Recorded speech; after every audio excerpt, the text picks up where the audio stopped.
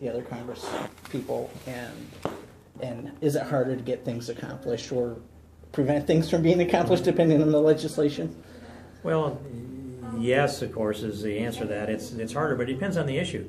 Sometimes things can get done, in lame duck session, only in lame duck session, but the best opportunity to do the right thing is shortly after a new election, when the new Congress is seated, and they're the freshest voices, fresh from an election, that carry the wishes of the American people all together into Congress. That's when you get the momentum, especially in when a new president is elected and he has laid out his agenda and received a mandate, at least in theory, from the people. And if you end up with the majorities that support the president's party, he's swept into office. That's when things can get done the most effectively. But now we're into this election. It's a little bit earlier than the silly season of politics. Seems to get launched in early September.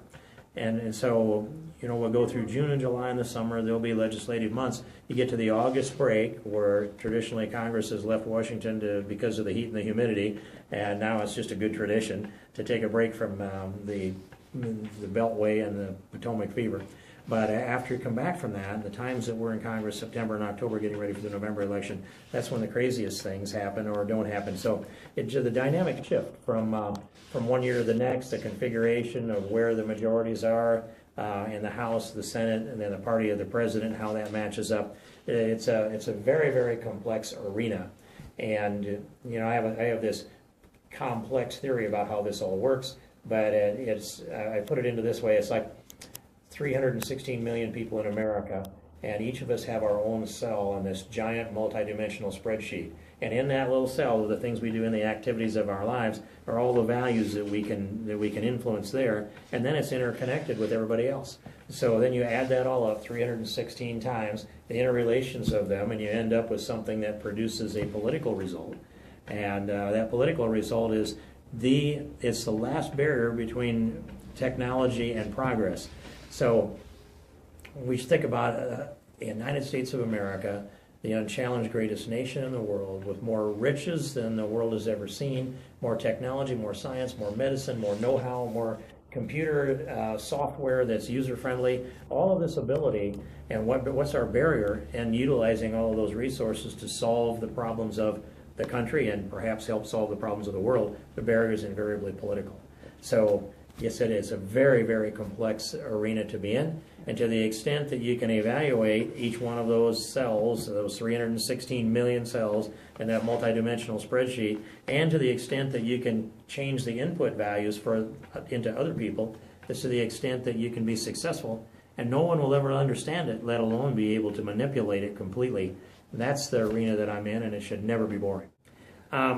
Mark Zuckerberg, the founder of Facebook, the multi-billionaire, I don't know how many billion he's worth, but he's got plenty of money to buy all the media in Iowa and a whole lot left over. He could buy all the media in Iowa between now and the election and wouldn't even notice it coming out of his account. That's how rich this man is. And most people would be flattered if a billionaire paid attention to you. And I don't know that I'm flattered, but here is how this looks to me. That is, Mark Zuckerberg's involvement has gone on now for some time. He's been involved in the immigration issue for a couple of years that I can think of, probably longer than that before I started to pay attention. Last year, he tried to get legislation through Congress that opened up the H-1B visas and for hiring information technology personnel and opened it up by the tens of thousands for the country. He wants cheap labor from foreign countries to come in and work in his tech industry. We have a lot of people that have degrees in information technology that have been hired over into other fields because they're not paying enough in the information technology arena. So it looks like Zuckerberg's motivation is he wants a lot of cheap labor that are IT people. And he's a Democrat. He was a strong supporter of Barack Obama in the last two elections and put a lot of money into that, as did people like Bill Gates, George Soros, and the Google people.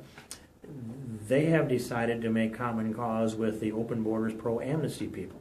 Now, Zuckerberg has no interest in a lot of cheap farm labor to come into the United States, or cheap unskilled labor to come into the United States. He isn't interested in technical people. But his political tendencies clearly are leftism. So because he's a supporter of Barack Obama, the most leftist president we've ever had, it's natural for him when he wants something to think, well, how do I get what I want?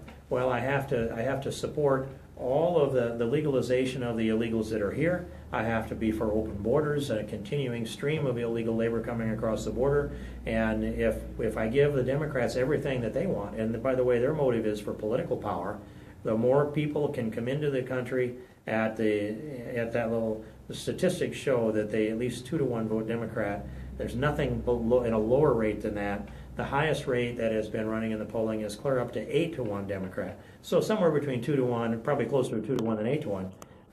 We know that. Democrats know that. That's why they're for open borders. Purely political power reasons on the part of Democrats that are pushing this, except for Zuckerberg, who thinks, well, we have to have the whole agenda for open borders, and out of that list will come a small segment of these that he'll get to hire for his cheap labor for his tech companies. That's what's going on. And who stands in the way? Me. I'm the only one that opposed his bill a year ago that did that opened the door for the high-tech workers. And I'm for upgrading the legal immigration, but I'm not for opening our borders for all of the people that might want to come to America. That's the fight we're in. He's decided to target me, and the reason is because I'm the guy standing in the way, and I'm going to stand there. And I think Iowans are going to know that they don't want to have their policies bought and paid for by a multi-billionaire who has an agenda that fill his pocket with more money. Well, you know, each president, when they're sworn into their second term, they're immediately at least labeled a lame duck president. I think, though, their leverage shifts, but depending on where the majorities are in the House and the Senate.